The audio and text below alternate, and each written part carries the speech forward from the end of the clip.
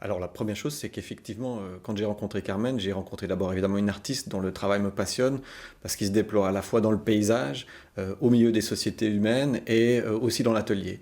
Et donc pour moi, ça c'est fantastique de pouvoir collaborer avec une artiste qui va dans le monde. Et ça, pour un documentariste, c'était une premier élément qui m'a fait plaisir. La deuxième chose, c'est que elle m'a invité à faire ce film en me disant, Michel, j'aimerais bien qu'un cinéaste soit à mes côtés lorsque je veux ramener ces films que mon père a fait en Bolivie.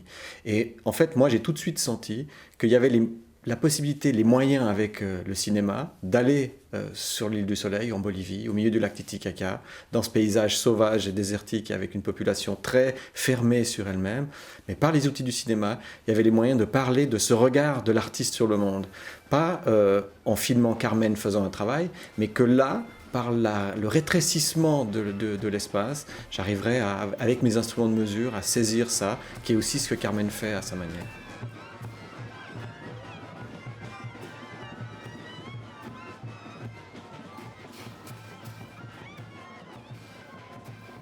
Alors la biographie d'Alberto Perrin est intéressante. Il s'appelle Perrin parce qu'il est le descendant d'un Suisse qui a épousé une descendante Aymara, donc famille Inca, fille d'un général bolivien, le général Pando.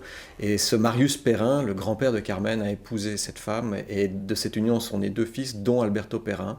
Et donc il était fermier, il possédait des terres, il était à la fois d'intellectuel, il a étudié à Genève, il avait une culture francophone, il traduisait, il était dans l'archéologie, découverte de cette culture précolombienne, militant de partis politiques de gauche, et une passion pour le cinéma. Tout de suite, il reçoit une caméra, il fait son premier film avec les enfants, il gagne des prix, des films intimes, et il s'implique avec sa caméra dans la découverte de cette culture qui est une révolution dans les années 50. C'est la culture indigène de l'altiplano bolivien. Et lui et d'autres, Jorge Ruiz particulièrement, cinéaste plus connu de ce groupe, ont créé un mouvement de cinéma documentaire en Bolivie, qui a été reconnu par des grands documentaristes comme Grierson et d'autres, comme étant pionnier.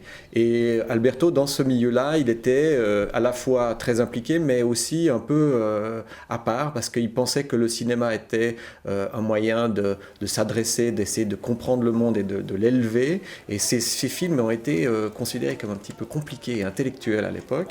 Et voilà, ça un peu, pour lui, n'était pas forcément toujours très facile d'être compris dans son cinéma.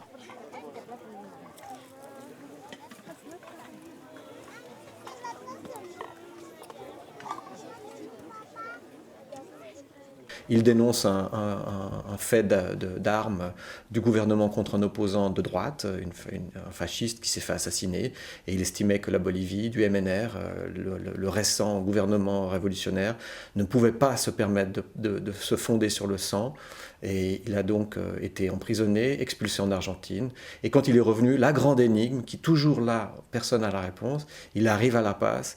Il est visiblement, à mon avis, dégoûté de ce qu'il trouve, de ses amis qui sont compromis dans ces jeux de pouvoir, de ce pays qui oscille entre le totalitarisme, l'extrême gauche et l'extrême droite. Et il jette l'éponge et il quitte tout, il retourne en Suisse et il devient Securitas. Tous les travaux qu'elle fait, comme on le voit dans le film, elle inclut toujours la communauté, le lieu, pour après l'amener dans son travail. Et quand elle fait ses grands dessins, ce travail d'atelier, eh bien, c'est une manière à elle de s'approprier ce qu'elle a été rencontrée dans le monde et dans les rencontres avec les gens. Et donc moi, j'avais ça comme base, j'avais ces outils. Et évidemment, toutes les situations que je les filme avec cette grille de lecture et de relation au monde qui sont à la fois avec les gens, à la fois avec les matériaux, à la fois avec le paysage. C'est intéressant de voir que Carmen, son père était archéologue, il était donc intéressé à ce qu'il y avait sous la terre, et Carmen, elle a une image d'elle qui est très forte, qu'elle se souvient dans son enfance, c'est quand elle était toute seule, en totale confiance, qu'il rien n'allait lui arriver, mais toute seule au milieu des champs de fouilles de Tiwanaku, c'est-à-dire des hectares de pelleteuses et de gens qui creusent, et elle faisait la même chose pour aller chercher des petits bouts de silex et des petits bouts de cailloux. Et ça, évidemment, ça a façonné, comme pour tous les artistes. C'est ce qui vient de là qui façonne ce qu'on devient.